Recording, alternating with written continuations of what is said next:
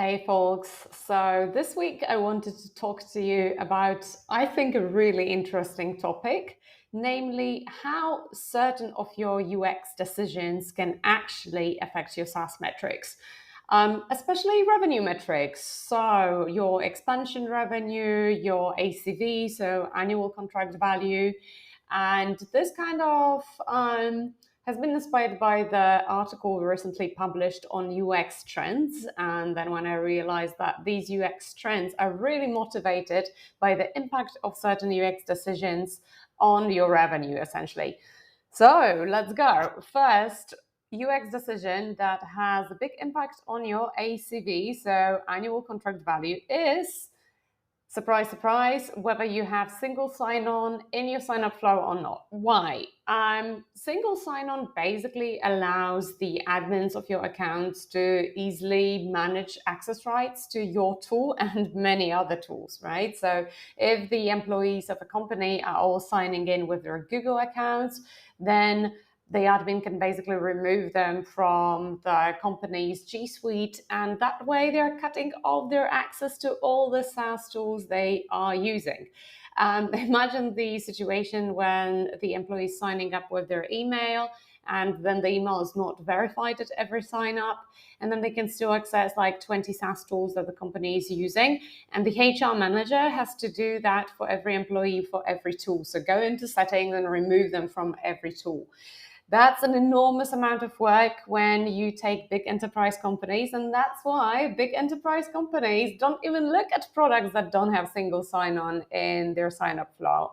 Yay! So obviously adding this little change can actually boost your ACV enormously, such a small little detail, because they will start actually looking at your product and considering it as a choice. We made this mistake with Post-it in my previous job. Basically, at some point, I think the guys realized that single sign-on is causing some issues because then the users have forgotten like which account they signed up with.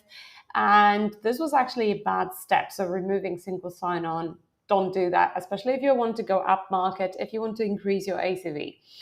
Another way how you can improve your ACV by changing your sign-up flow UX is by adding the option to add team members during sign-up. You may think it increases friction, and it does a bit, but if you do it well, like you can see our example below, it doesn't actually add that much friction. So what does that do? Two things. First of all, if the sign-up-P, the person signing up, as their team members to their account, these accounts tend to activate faster, and they tend to have a higher conversion rate from trial to paid.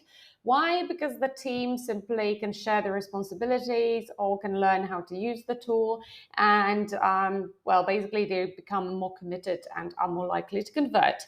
However, another quite simple impact of this little UX change is that if you're charging per seat, then if the company has added several people at sign up and they are then upgrading, they're ready to upgrade, you can instantly charge them for more seats. If you leave it until later, and especially if you don't have like a flow pushing them to add their team members, they may delay this decision for as long as possible. And that's obviously not good for your bottom line. So we have two UX trends in the sign-up flow that are impacting especially the ACV, so your bottom line. Then let's talk about something in the onboarding flows, something that will actually affect your expansion revenue.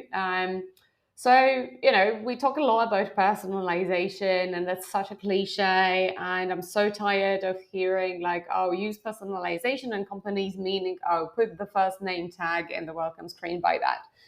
That's kind of a bit old and boring, but the way you can like take your personalization play to the next level is by using event triggers. So basically responding to user actions with your in-app experiences. And you can even use the values of these actions to target really, really narrow audience with a very, very relevant offer. For instance, to try a premium feature and upgrade. The classic example that I have mentioned in several of my newsletters, used by HubSpot. If HubSpot does it, right, it means it actually works, is when you copy and paste your emails several times, right? I don't know how many times it is exactly, but it's definitely more than once. Then HubSpot will show you this pop-up which says, tired of copying and pasting? Try email templates. And actually, email templates is a premium feature. So basically, you need to ultimately upgrade if you want to continue using the templates. And this is kind of giving you a taste of the better life that you could have without copying and pasting. And look what they did here. They not only used the event to trigger a super timely, super relevant message, but they also used the event attributes. So how many times it happened?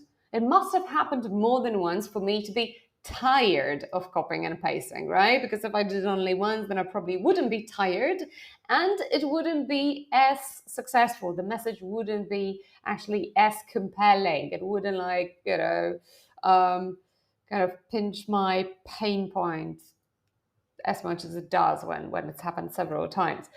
So, how to use events and event attributes to trigger in-app experiences? Well, in User Pilot, you can do that very easily. You basically choose event as a trigger, and then in the advanced settings, you select like event attributes. So, for instance, how many times this event must have happened before you display the experience, or what must be the value of the event. And now this is especially important for e-commerce folks. So if you want to show a special offer only to say buyers with a specific cart value, so people who have added purchases, added products of a certain value, say between $100 and $200 to their cart, you can do that by limiting the event attributes, or choosing basically the amount of the purchase. So that obviously can lead to upsells, and that can lead to more expansion revenue. There you go. What else? Using emotive UX elements to boost user engagement. This is an increasing UX trend that you will see even, big and kind of enterprisey companies are using funny elements like, confetti, or Asana has these like little pets and unicorns flying across the screen when you complete a task. And sometimes, I'm pressing the complete button even on my own tasks in my private board just to see which animal Asana will give me today, because I think there are different monsters and animals in there to celebrate my success. And it's such a little thing, but it like builds some goodwill, and it makes you feel like, oh, this is cute, right? So these are these little imperceptible acts of product kindness that may actually have an impact on user engagement. Yeah, you can actually measure it by A/B testing. So add some of these cutesy elements, or maybe some motivational quotes on your loading screens, which is what we did at User Pilot. And we actually received a bunch of messages that people are enjoying them. They are a bit like fortune cookies, so you never know what you will get. Measure basically like user engagement in these two segments: the segment that doesn't get any of these emotive experiences, and the segment that does. And see, like maybe in your cohort table over time, how these two groups perform in terms of user engagement and retention. So yeah, again, you can experiment with that in User Pilot. You have A/B testing baked into all your experiences. Go ahead, try it out, and let me know if it works for you. I would love to feature you in a case study if it does, and hopefully you enjoyed this episode of my product rants. Don't forget to sign up for Product Drive. We have a really amazing lineup this year. I'm so excited, and I hope to see you there. Have a good week. Bye-bye.